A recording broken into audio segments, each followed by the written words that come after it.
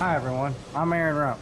And today what we're going to be doing is a setup on our Operation 2 for the part that we just ran on Operation 1. So what I'm going to look at is this is the part that we ran on Op 1, okay? And if we look at our print right here, it'll show us that we have to find a certain hole that we're going to have to use a dial test indicator on. So this setup's going to be very unique because we'll be using a tool to set our Z and our dial test indicator to set our X and our Y location. It's going to be very accurate. It's going to take a little bit of time to understand how it works, but this video should help you.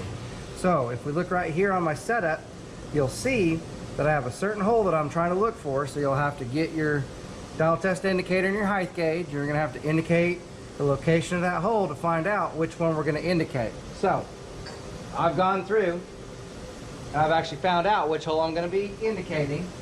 So it's going to be this one right here. And what I'm going to do is I'm going to load this up right here, and I'm still on top of my parallel. So let's look at our program and you'll see that I have some information right here. So the material is going to be a finished Op 1. We're using our hard jaws with the 1.5 inch parallels, and we're viced onto 300 thousandths max. So from the specified hole, we're going to make these shifts, but we're going to do that after we set our Z0. So our Z0 is going to be up 5/8 from the top of the parallels. Okay, so in my other video, I use my dial test indicator. Well, on this machine, it has a calculated formula for calculating the distance from the tool length to the gauge line. So we're going to have to take that into consideration. So let's get started. So I'm going to go ahead and I have my first tool called up, and I'm going to come down and I'm going to touch the top of my parallels. So I'll have to take my part out and I'll set it off to the side. I'm going to come down and handle, and then I'll come over. Remember, this is not a race. We just want to make sure we get this done right. I'll come to my position page so I can see what all is happening right here. And then I'm going to come down closer to my tool to get it next to the parallels. So this is a very interesting way of doing it, because you're going to be using the bottom of your end mill to touch the top of the parallel, and we're going to be really close to the vise. So I'm going to reduce my increments going the x-axis, and if you'll see, I can spin my end mill. So what I'm going to do is I'm going to put the cutting flute of the end mill next to the vise. Now I don't want to go fast because I don't want to run into it and break it, but I'm going to very gently turn, and if you'll see, the vise is actually stopping my end mill. So that means I'm right up against it. So I can change my Z-axis and I can come down, and I'm going to use my parallel just like a 1, 2, 3 block. I'm going to slide it back and forth until it stops. So I'm going to come down quite a ways, and you'll see that it does stop going against the end mill. So I'm going to start coming up until it goes underneath, and then I'll come back down. I'll check it one more time. Right there. So right there, it just barely goes underneath my end mill. So now I have to grab on this machine, I have to go to the tool offsets. This is tool number 1 that's in the spindle. I'm going to grab this number, this 3 inches 912 thousandths. I'm going to put that into my work offset. Now my program uses G55. So I'm going to go down and I'm going to type in Z. My tool length, which is 3 inches 912 thousandths, and I'm going to hit measure. So that is a calculated number from where we're at. Now the next thing I want to do is, if you remember, in my program it says Z0 is not the top of my parallels. Right now my machine thinks Z0 is the top of my parallels, but I need to shift 5/8 up. So I'm going to make a plus input shift. So I'm going to go back to my offsets. I'm going to type in 5/8, 625 thousandths, and I'm going to hit plus input. And then I'm going to hit execute because I want to put it in there. Okay, cool. So the next thing I want to do is I want to go ahead and put my part into the machine, and I want to get my dial test indicator loaded so that way we can indicate this hole. And we're going to skip to that real quick. All right, so now I've got my part, I've identified my hole. I'm going to load on top of this surface on my parallels. When I set it in there, I want to make sure that I'm actually on that surface. And then it's up to you if you want to get it flush with the vise, but for this operation, because it's a one operation, I'm going to go ahead and just tighten it right where it's at. And then I can tap down so that my parallels don't move. Just a slight tap to it. Okay, very good. So usually you want to use a dead blow hammer, but in this case it's just demonstration, so I'm going to use it like that. So I have my indicator, my dial test indicator in the spindle. I'll bring it down so that you can see it.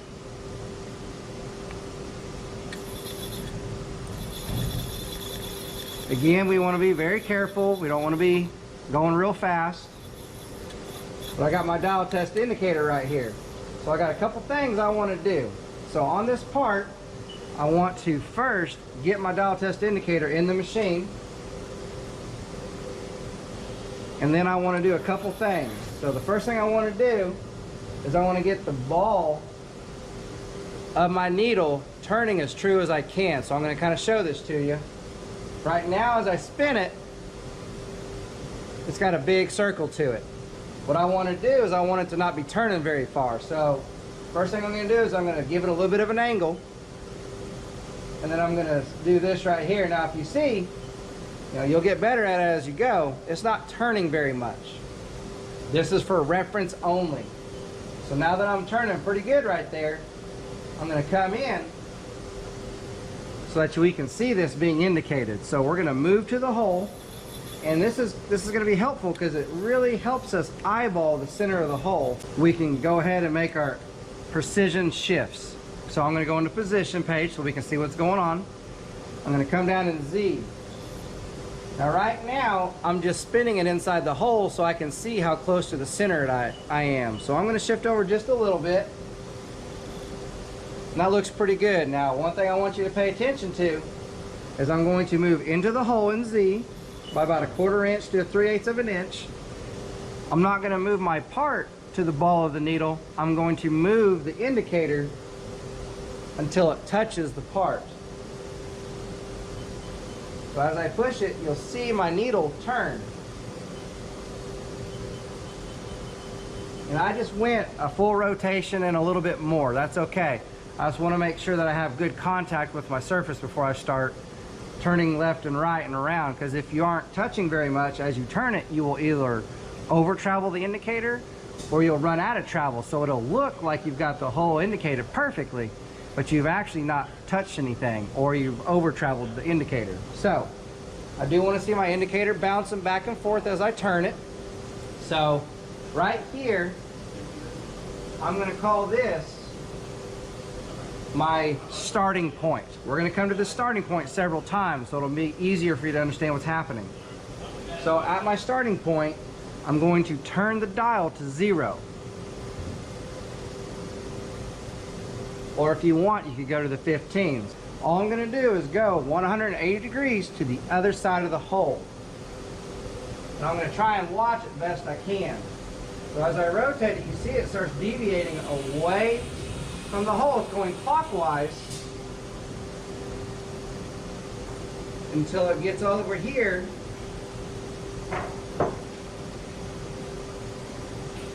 And you can see it's about halfway around. So, and if you need to, you can do it a couple times. You can go back and forth. So I went clockwise about halfway around, so I'm going to kind of go about half the distance. So, because it went almost one full rotation, I've actually gone back counterclockwise back to where it was. Now I don't want to go the full amount, because if I do and I go back around, I'm just going to be chasing my tail back and forth. I'm going to go the full amount, the full amount. So what I'm trying to do is center it. So if you're trying to center it, you go half the amount.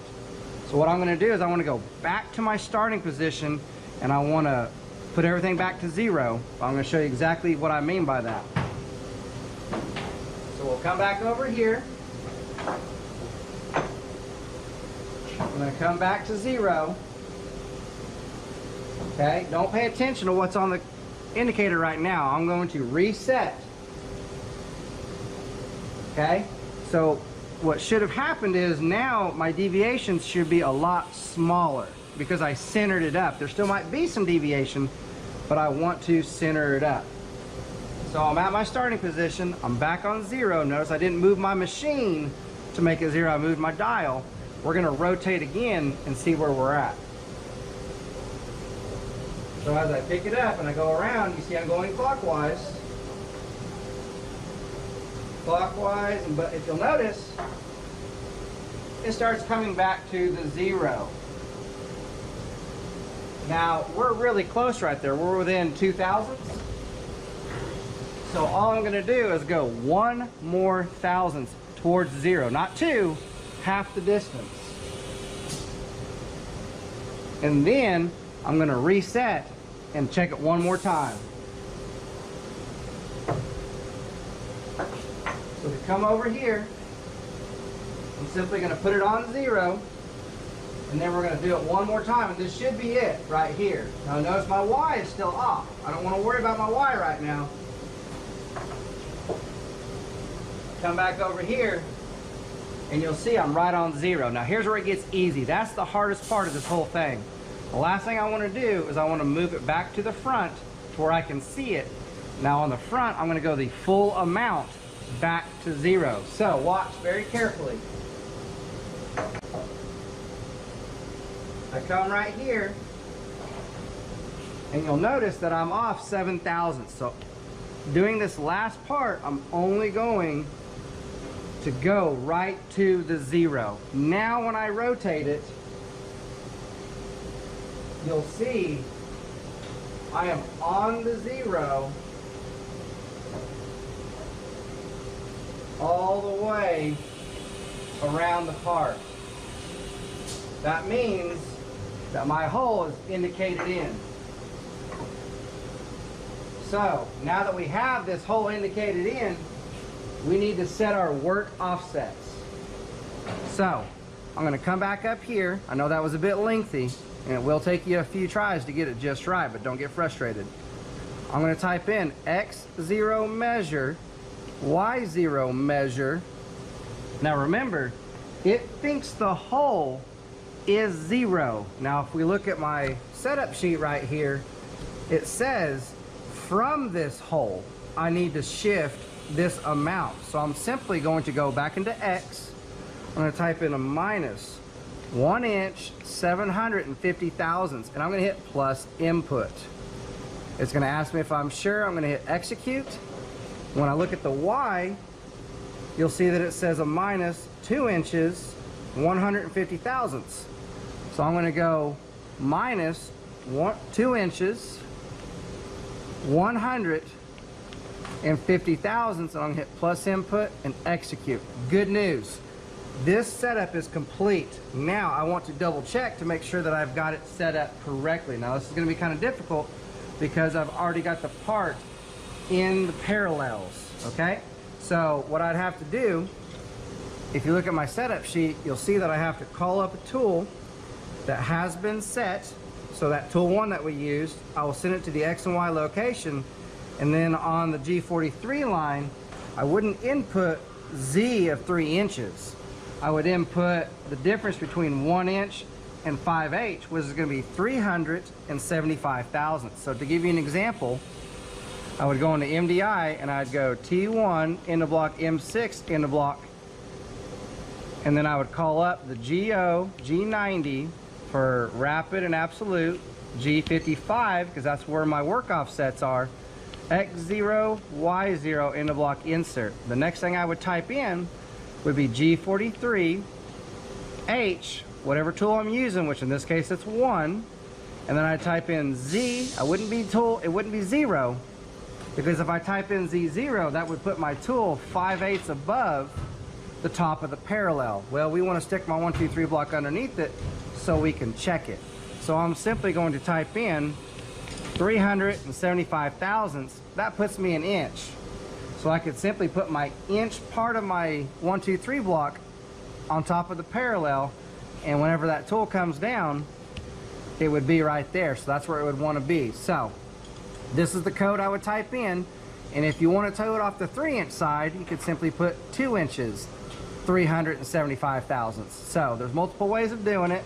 So because I can't really get to my parallels right now, you could always check this before you indicate your hole, but just the G43. So I'll leave it up to you on how you want to do it. But now that I have my X and my Y set up and my Z set up, again, that MDI code that we just looked at, it's if you want to double check your setup. But I'm pretty confident in what we did. So let's go ahead and get this indicator out of the way. And let's run it.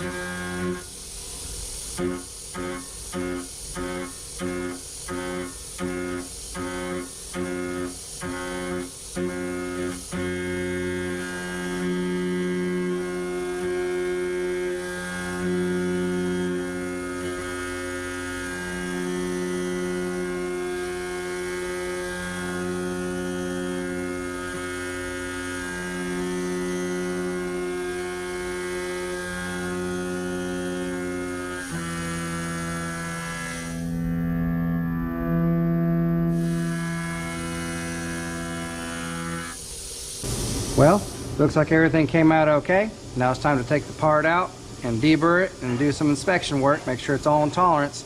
I hope this video helps you with your setting up needs. Again, my name is Aaron Runk. Thank you for watching.